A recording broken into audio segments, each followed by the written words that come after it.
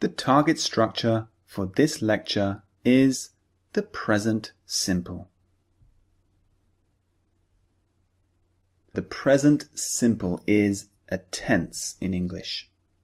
Let's look at the meanings. There are two main meanings for the present simple.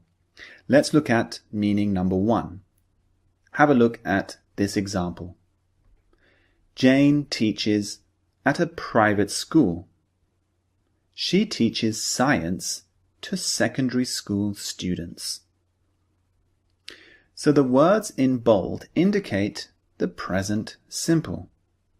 This meaning shows that Jane teaches. This is her job.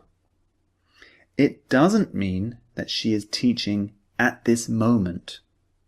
This is something that happens regularly. She teaches regularly. She isn't teaching right now, but she teaches at a private school. Just to clarify the first meaning, we use the present simple in this way to talk about something that happens regularly, not something we're doing right now necessarily, but something that happens regularly, every day or every week. For example, John plays football every Wednesday. This is the present simple tense. John plays. Notice the S at the end of play. John plays football every week. I can say, I play football every week as well. This is the present simple. Notice there's no S at the end of play in this example. I play football every week. This is a rule of the present simple, which we'll go over in just 1 second. Now, let's look at the second meaning for the present simple. Have a look at this sentence.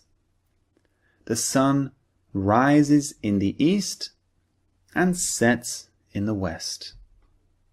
So the words in bold indicate the present simple. This meaning shows factual information.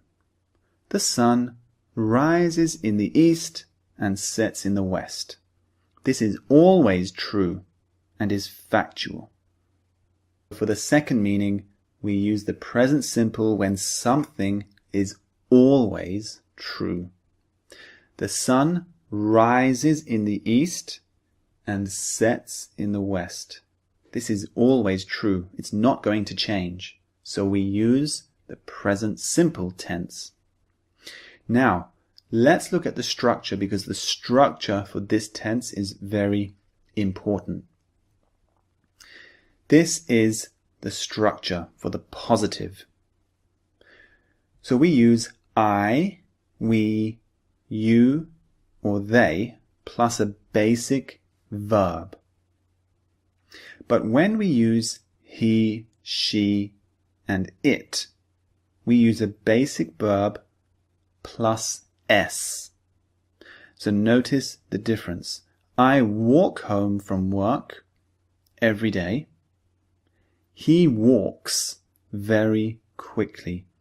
Can you see the s at the end of walks? Use the s at the end of the verb when you use he, she, or it. So when you use a name as well, for example, Anthony, use the s at the end of the verb.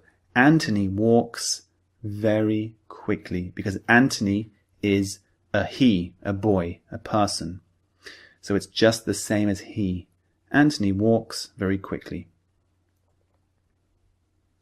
The negative structure is like this. I, we, you, they, plus don't, plus a basic verb. He, she, and it.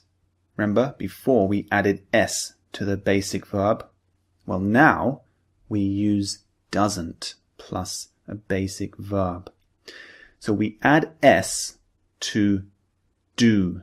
Can you see that? Instead of saying do not, we say does not. He does not plus basic verb. For example, they don't watch television very much. Or she doesn't play outside too often.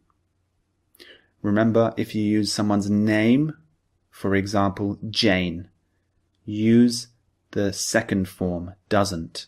Jane doesn't play outside too often. Finally, let's look at the question structure. We use this form, do plus I, we, you, or they, plus a basic verb. And for he, she, and it, we use does as the question word. Can you see does? Does is basically do plus s. So does plus he, she, it, plus basic verb. For example, do they usually work hard? Or does he often go to the park? So that's the meaning and structure of the present simple. Let's move on to the things that you have to note for this structure. See you in the next lecture.